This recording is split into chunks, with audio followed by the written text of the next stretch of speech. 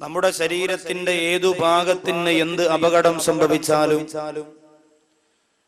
ആ സംഭവിച്ചുപോയ ഭാഗത്തിന്റെ പേരിൽ സങ്കടം രേഖപ്പെടുത്തിയിട്ട് ആ അപകടം മാറ്റുവാനും ആ ബുദ്ധിമുട്ട് ഒഴിവാക്കുവാനും ഞാനും നിങ്ങളും ഒരുപാട് പരിശ്രമിക്കുന്നവരാണ്. നമ്മുടെ ജീവിതത്തിൽ അങ്ങനെ വേണ്ടപ്പെട്ടതിനൊക്കെ നഷ്ടം വരുമ്പോൾ വളരെ പ്രയാസത്തോടെ ആ നഷ്ടം നികത്താൻ പരിശ്രമിക്കുകയും കഷ്ടപ്പെടുകയും ചെയ്യുന്നവരാണ് ഞാനും നിങ്ങളും. എന്നാൽ അല്ലാഹു സുബ്ഹാനഹു വ തആല ജീവിതകാലത്തുടനീളം നമ്മുടെ സന്തത സഹചാരിയായി നമ്മുടെ ശരീരത്തിലേക്ക് തന്നിരിക്കുന്ന ഒരു വസ്തുവാണ് റൂഹ് അഥവാ ആത്മാവ് എന്ന് പറയുന്നത്. ഈ ആത്മാവിനെ സംബന്ധിച്ചുള്ള ചർച്ച നമുക്ക് വളരെ കുറവാണ്, അതിനെക്കുറിച്ചുള്ള ചിന്തയും വളരെ കുറവാണ്. എപ്പോഴാണ് അല്ലാഹു സുബ്ഹാനഹു വ തആല ആദ്യമായി നമ്മുടെ ശരീരത്തിലേക്ക് ആത്മാവിനെ തരുന്നത്? ഉമ്മായുടെ ഉദരത്തിനകത്ത് ആദ്യം ഒരു രക്തക്കട്ടയായി, പിന്നെ ഒരു മാംസക്കട്ടയായി, 4ാമത്തെ മാസം പരിപൂർണതയിലേക്ക് എത്തുമ്പോഴാണ് അല്ലാഹു ജല്ല സുബ്ഹാനഹു വ തആല ആ ഉമ്മായുടെ ഉദരത്തിനകത്ത് കിടക്കുന്ന ശരീരത്തിന് ചലനം കൊടുത്തുകൊണ്ട് അല്ലാഹു റൂഹിനെ ആ ശരീരത്തിലേക്ക് കൊടുക്കുന്നത്. അതുവരെ നമുക്ക് റൂഹില്ല, ആത്മാവില്ല. അതുവരെ ഈ സഹോദരിയുടെ ഗർഭവതിയായ സഹോദരിയുടെ വയറ്റിന്റെ അകത്ത് ചലനം ഇല്ല. 4ാമത്തെ മാസം കഴിയുമ്പോ വലത്തെ കൈകൊണ്ട് ഇങ്ങനെ വയറ്റിന്റെ ഭാഗത്ത് വെച്ചിട്ട് ഭാര്യ ഇങ്ങനെ പറയാറുണ്ട് ഭർത്താവിനോട്, ഇതാ കുഞ്ഞിന്റെ കാലിവിടെ ഇങ്ങനെ അനങ്ങുന്നു, കുഞ്ഞിന്റെ തലതാ ഇവിടെ ഇങ്ങനെ അനങ്ങുന്നു, നിങ്ങളെ പോലെയാണ്, കിടന്ന് ചാടുകയാണ് എന്നൊക്കെ ഓടുകയാണ് എന്നൊക്കെ പറയാറുണ്ട്. ഇത് നമ്മുടെ ജീവിതത്തിന്റെ ഒരു രസമാണ്. അല്ലാതെ ഇത് എന്താ ഉസ്താദ് ഇങ്ങനെ പറയണേ? ഇത് നമ്മുടെ കുടുംബ ജീവിതത്തിന്റെ ഒരു രസമാണ്. അതനുഭവിക്കുന്നവർക്ക് ആ സമയത്തൊരു മാനസികമായ സുഖം നേരിടാറുണ്ട്. അല്ലാഹു സുബ്ഹാനഹു വ തആല ഈ പരിശുദ്ധമായ വേദിയിൽ മക്കളില്ലാത്തവരാരെങ്കിലും ഇരുന്ന് സങ്കടപ്പെടുകയാണെങ്കിൽ റഹ്മാനായ പടച്ചതമ്പുരാൻ ഈ പരിശുദ്ധമായ വേദിയിൽ നാം ഇന്ന് പൊട്ടിക്കരഞ്ഞുകൊണ്ട് ചെയ്യുന്ന ദുആഇന്റെ ബറക്കത്ത് കൊണ്ട് ആരോഗ്യമുള്ള സ്വാലിഹീങ്ങളായ മക്കളെ എല്ലാ തടസ്സങ്ങളും നീക്കി അല്ലാഹു അവർക്ക് പ്രദാനം ചെയ്യട്ടെ. അപ്പോ ജീവിതത്തിന്റെ ഏറ്റവും വലിയ സന്തോഷമുള്ള ഒരു സമയമാണ് ഒരു കുഞ്ഞുണ്ടാകാൻ പോകുന്നു എന്നറിയുമ്പോൾ. ഭാര്യയുടെ ഉദരത്തിനകത്ത് 4ാമത്തെ മാസമാണ് ചലനം നടക്കുന്നത്. അല്ലാഹു സുബ്ഹാനഹു വ തആല റൂഹ് ഊതുന്ന സന്ദർഭമാണത്. അന്നു മുതൽ നമ്മുടെ കൂടെ വന്ന റൂഹ് നമ്മെ ഉമ്മ പ്രസവിച്ചപ്പോഴും നമ്മുടെ കൂടെയുണ്ട്. നാം ഇഴഞ്ഞു നടന്നപ്പോഴും ജനലിന്റെ കമ്പിയിൽ പിടിച്ചുകൊണ്ട് എഴുന്നേറ്റ് നിന്നപ്പോഴും പിതാവിന്റെ വിരൽ തുമ്പ് പിടിച്ചുകൊണ്ട് പള്ളിയിലേക്ക്, കടയിലേക്ക്, റോഡിലേക്ക്, വീടിന്റെ മുറ്റത്തും ഇങ്ങനെ പിച്ചവച്ച് നടന്നപ്പോഴും ആ റൂഹ് നമ്മുടെ കൂടെയുണ്ട്. അതുപോലെ ആ റൂഹ് നമ്മുടെ ജീവിതത്തിൽ നിന്ന് പിരിയാതെ ഇന്നും ഇപ്പോഴും എന്റെ പ്രിയപ്പെട്ടവരെ നമ്മുടെ വളർച്ചയുടെ എല്ലാ ഘട്ടങ്ങളിലും ആ റൂഹ് നമ്മുടെ കൂടെയുണ്ട്. ഇന്ന് ഈ ചക്കുവള്ളിയുടെ മക്കാ നഗരം എന്ന പരിശുദ്ധമായ വിശാലമായ ഗ്രൗണ്ടിന്റെ മുമ്പിൽ വാല് കേൾക്കാൻ നിങ്ങൾ വന്നിരിക്കുന്നത് ആ റൂഹ് കൊണ്ടാണ്. ആ വാല് പറയാൻ വേണ്ടി ഞാനും വന്നത് ആ റൂഹുള്ളത് കൊണ്ടാണ്. ആ റൂഹില്ലെങ്കിൽ നമ്മുടെ പേര് മയ്യിത്തെന്നാണ്. ആ റൂഹ് നമ്മളോട് യാത്ര പറയുന്നത് എപ്പോഴാണ് സഹോദരിമാരെ? ആ റൂഹ് നമ്മളോട് യാത്ര പറയുന്നത്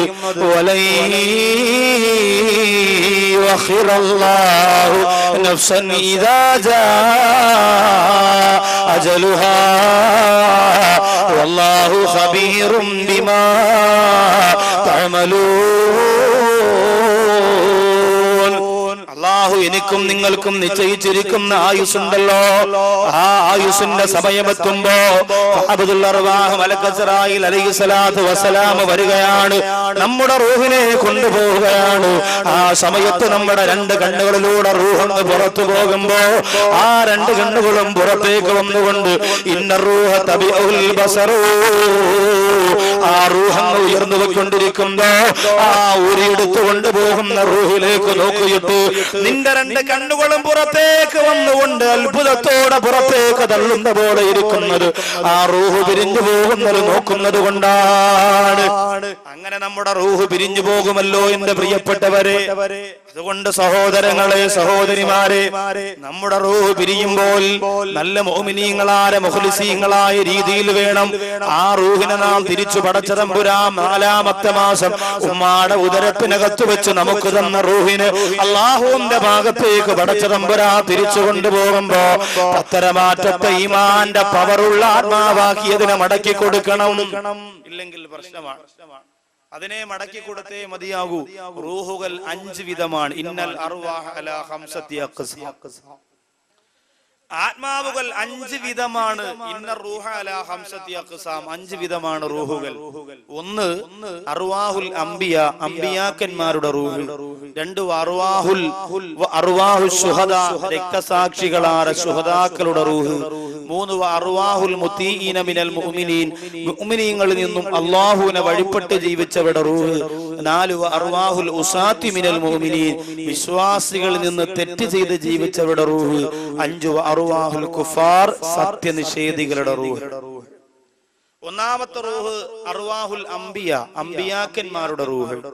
അതെന്താണെന്നറിയോ? ഇദാ ഖറജത് മിൻ അജ്സാദിഹാ, അംബിയാ മുർസലീങ്ങളുടെ ശരീരത്തിൽ നിന്ന് ആ റൂഹ് പുറപ്പെട്ടു കഴിഞ്ഞാൽ മിസ്ലുൽ മിസ്കി വൽ കാഫൂർ, കസ്തൂരിയെ പോലെ കർപ്പൂരത്തെ പോലെ സുഗന്ധമാ റൂഹിനുണ്ടാകും. എന്നിട്ടോ അത് സ്വർഗത്തിലാണ്. ഫിൽ ജന്നത്തി, സ്വർഗത്തിലാണ്. ആ സ്വർഗത്തിന്റെ ഭക്ഷണം അത് കഴിക്കുന്നതാണ്. ആ സ്വർഗത്തിന്റെ വെള്ളവും അത് കുടിക്കുന്നതാണ്.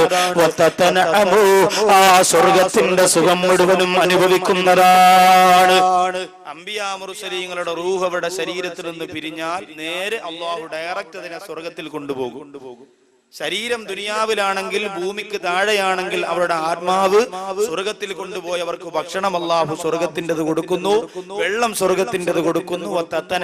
സ്വർഗത്തിന്റെ എല്ലാ സുഖങ്ങളും ആ അംബിയാ മുർസലീങ്ങളുടെ റൂഹ് ആസ്വദിക്കുന്നതാണ്.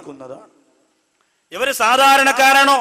അംബിയാ മുർസലീങ്ങളുടെ നേതാവായ അഷ്റഫുൽ ഖൽഖ് നബിയുനാ മുഹമ്മദ് മുസ്തഫ സല്ലല്ലാഹു അലൈഹി വസല്ലമ തങ്ങൾ പോലും സാധാരണ മനുഷ്യനാണ് എന്ന് പറഞ്ഞ് പുറം കാലുകൊണ്ട് വലിച്ചെറിയുന്ന സമുദായത്തിന്റെ പിന്തിരിപ്പൻ ആശയങ്ങളെ തലയിൽ ചുമന്നുകൊണ്ട് നടക്കുന്ന എന്റെ സഹോദരങ്ങൾ പഠിച്ചോ? അംബിയാ മുർസലീങ്ങൾ മുഴുവൻ പേരുടെയും റൂഹ്, മുഴുവൻ അംബിയാ മുർസലീങ്ങളുടെയും റൂഹ് തകൂനു ഫിൽ ജന്നത്തി, അത് സ്വർഗ്ഗത്തിലാണ്. അവിടത്തെ ഭക്ഷണം കഴിക്കുന്നു, വെള്ളം കുടിക്കുന്നു, സുഖം അനുഭവിക്കുന്നു. പിന്നെ ഹബീബായ നബി തങ്ങളുടെ റൂഹിനെ കുറിച്ച് പിന്നെ പറയാനുണ്ടോ? അംബിയാ മുർസലീങ്ങൾ 25 ഖുർആനിൽ പറയപ്പെട്ട 25 പ്രവാചകന്മാരുടെ പേര് പഠിക്കൽ ഈ സമുദായത്തിന് നിർബന്ധമാണ്. നിങ്ങളിപ്പോ പല സഹോദരിമാരും ചിന്തിക്കും, അപ്പൊ ഖുർആനിനകത്ത് മുഹമ്മദ് നബിയെ കുറിച്ച് മാത്രമല്ലേ ഉസ്താദ് പറഞ്ഞിട്ടുള്ളത്? 25 പ്രവാചകന്മാരെ ഖുർആനിൽ പേരെടുത്തു പറഞ്ഞിട്ടുണ്ട്. ആ പ്രവാചകന്മാരെ കുറിച്ച് പഠിക്കൽ നിർബന്ധമാണ്. എന്റെ സഹോദരങ്ങൾക്ക് എത്ര പേർക്കറിയാം? ഇന്ത്യൻ ക്രിക്കറ്റിന്റെ ഈ ലോകകപ്പിന് വേണ്ടി തെരഞ്ഞെടുത്തിരിക്കുന്ന ക്രിക്കറ്റ് താരങ്ങളുടെ പേര് ചോദിച്ചാൽ ആവേശത്തോടെ എഴുന്നേറ്റ് നിന്ന് പറഞ്ഞു തരാൻ മനസ്സുള്ള എന്റെ പ്രിയപ്പെട്ട കൂട്ടുകാരോട്, അതുപോലെ സിനിമാ ലോകത്തെ കുറിച്ച്, സീരിയലിനെ കുറിച്ച്, ആൽബത്തെ കുറിച്ച്, ലോകത്തും ഉള്ള മുഴുവൻ തെമ്മാടികളെ കുറിച്ചും ധിക്കാരികളെ കുറിച്ചും ചോദിച്ചാൽ അവരുടെ ചരിത്രം മുഴുവനും പറഞ്ഞു തരാൻ ധൈര്യം കാണിക്കുന്ന ഈ സമുദായത്തിന്റെ സഹോദരങ്ങൾക്ക് അല്ലാഹു ഖുർആനിൽ പറഞ്ഞിരിക്കുന്ന 25 പ്രവാചകന്മാരുടെ പേര് ചോദിച്ചാൽ എന്റെ പ്രിയപ്പെട്ടവരെ പറയാൻ മനസ്സ് വരുന്നില്ല. സഹോദരിമാരോട് ചോദിച്ചാൽ അറിയാം, എന്റെ ഈ പ്രിയപ്പെട്ട സഹോദരിമാരോട് ചോദിച്ചാൽ അറിയാം, കാവ്യാമാധവന്റെ കല്യാണം എന്തുകൊണ്ട് നഷ്ടമായി പോയി എന്ന് ചോദിച്ചു. ഇപ്പൊ പറഞ്ഞു തരും.